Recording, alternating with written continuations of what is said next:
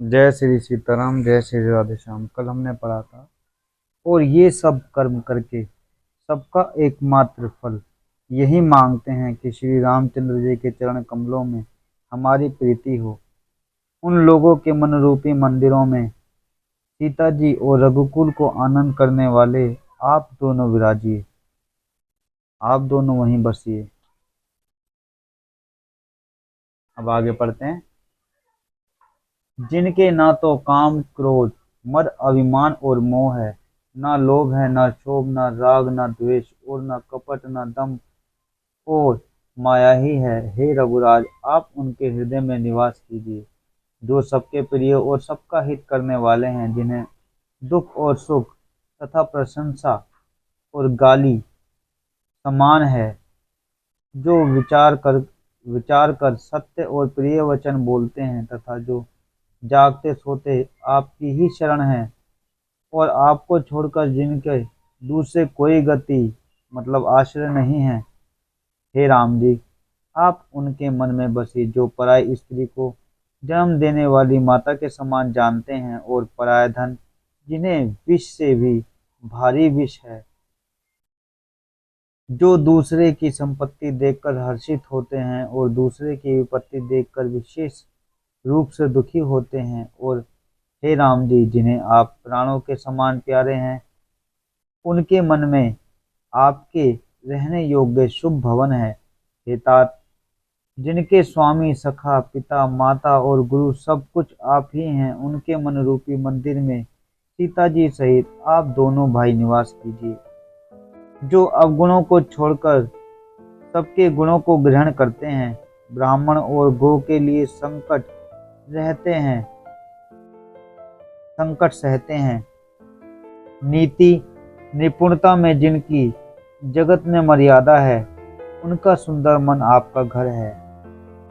जो गुणों को आपका और दोषों को अपना समझते हैं, जिसे सब प्रकार से आपका ही भरोसा है और राम भक्त जिसे प्यारे लगते हैं, उनके हृदय में आप सीता जी सहित निवास कीजिए। जाति पाति धर्म धन बड़ाई प्यारा परिवार और सुख देने वाला घर सबको छोड़कर जो केवल आपको ही हृदय में धारण किए रहता है, हे रघुनाथ जी, आप उनके हृदय में रहिए। स्वर्ग नरक और मोक्ष जिसकी दृष्टि में समान है, क्योंकि वह जहाँ तहाँ सब जगह केवल धनुष बाण धारण किए आपको ही देखता है, और जो कर्म से वचन से और मन से आपका दास है, हे राम जी, आप उनके हृदय में डेरा डालिए। जिसको कुछ भी नहीं चाहिए और जिसका आपसे स्वाभाविक प्रेम है, आप उसके मन में निरंतर निवास कीजिए, वह आपका अपना घर है। इस प्रकार मुनि श्रेष्ठ वाल्मीकि जी ने श्री रामचंद्र जी को घर दिखाए। उनके प्रेम पूर्ण वचन सुनकर श्री रामचंद्र जी के मन को अच्छे लगे। फिर मुनि ने कहा, हे सूर्य कुल के स्वामी, सुनिए, अब मैं इस समय के लिए सुखदायक आश्रम कहता हूँ, निवास स्थान बतलाता हूँ। आप चित्रकूट पर्वत पर निवास कीजिए, वहाँ आपके लिए सब प्रकार की सुविधा है। सुहावना पर्वत है और सुंदर वन है, वह हाथी सिंह हिरण और पक्षियों का विहार स्थल है। अब चित्रकूट का रास्ता दिखा रहे हैं वाल्मीकि जी श्री रामचंद्र जी को कि आप वहां पे जाके रहिए, वहां पे सब कुछ अच्छा है। वहां पवित्र नदी है जिसकी पुराणों में प्रशंसा की गई है और जिसको अत्रि ऋषि की पत्नी अनसुईया जी ने अपने तपोबल से लाई है। वह गंगा जी की धारा है, उसका मंदाकिनी नाम है। वह सब पाप रूपी बालकों को खा डालने के लिए डाकिनी डायन रूप है। अत्रि आदि बहुत से श्रेष्ठ मुनि वहां निवास करते हैं, जो योग जप और तप करते हुए शरीर को कसते हैं। हे राम जी, चलिए सबके परिश्रम को सफल कीजिए और पर्वत श्रेष्ठ चित्रकूट को भी गौरव दीजिए। महामुनि वाल्मीकि जी ने चित्रकूट की अपरिमित महिमा बखान कर कही।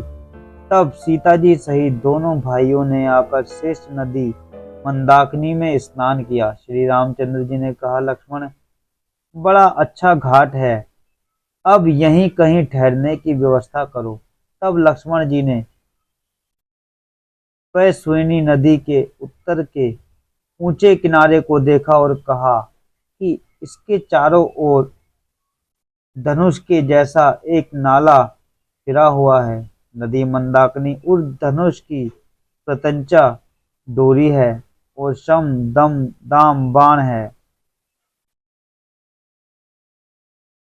कलयुग के समस्त पाप उसके अनेकों हिंसक पशु रूप निशाने हैं। चित्रकूट ही मानो अचल शिकारी है, इसका निशाना कभी चूक नहीं सकता और जो सामने से मारता है। ऐसा कहकर लक्ष्मण जी ने स्थान दिखलाया। स्थान को देखकर श्री राम जी ने सुख पाया।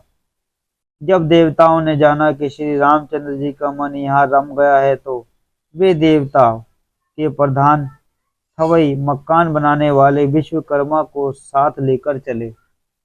देखो, राम जी के लिए भी जो मकान रहने का बनाया जा रहा है वहां पे कुटिया, उसके लिए भी विश्वकर्मा जी भगवान को देवता लोग लाए हैं कि राम जी के लिए मकान बनाओ। तो देखो, जिसका जो काम है भगवान ने वो उनको बांटा हुआ है सब देवी देवताओं को।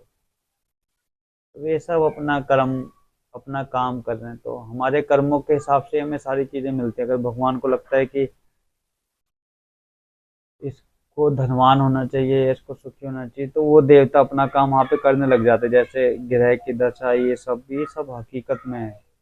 क्योंकि यहाँ पे देखो,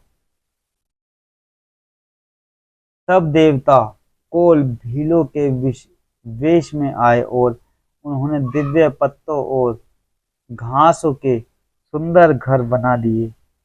दो ऐसी सुंदर कुटिया बनाए जिनका वर्णन नहीं हो सकता। उनमें एक बड़ी सुंदर छोटी सी थी और दूसरी बड़ी थी। लक्ष्मण जी और जानकी जी सहित प्रभु श्री रामचंद्र जी सुंदर घास पत्तों के घर में शोभायमान है, मानो कामदेव मुनि का वेश धारण करके पत्नी रति और वसंत ऋतु के साथ सुशोभित हो। उस समय देवता, नाग, किन्नर और दिक्पाल चित्रकूट में आए और श्री रामचंद्र जी ने सब किसी को प्रणाम किया। देवता नेत्रों का लाभ पाकर आनंदित हुए। फूलों की वर्षा करके देव समाज ने कहा, हे नाथ, आज आपका दर्शन पाकर हम सनाथ हो गए।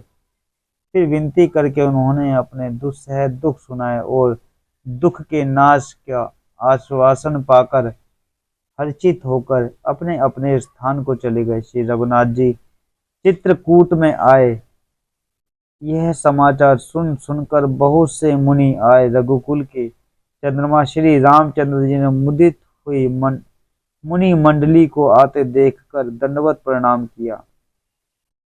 मुनिगण श्री रामचंद्र जी को हृदय से लगा लेते हैं और सफल होने के लिए आशीर्वाद देते हैं। वे सीता जी, लक्ष्मण जी और श्री रामचंद्र जी की छवि देखते हैं और अपने सारे साधनों को सफल हुआ समझते हैं। आज हम यहाँ तक पढ़ेंगे, कल पढ़ेंगे आगे। जय श्री सीताराम, जय श्री राधेश्याम।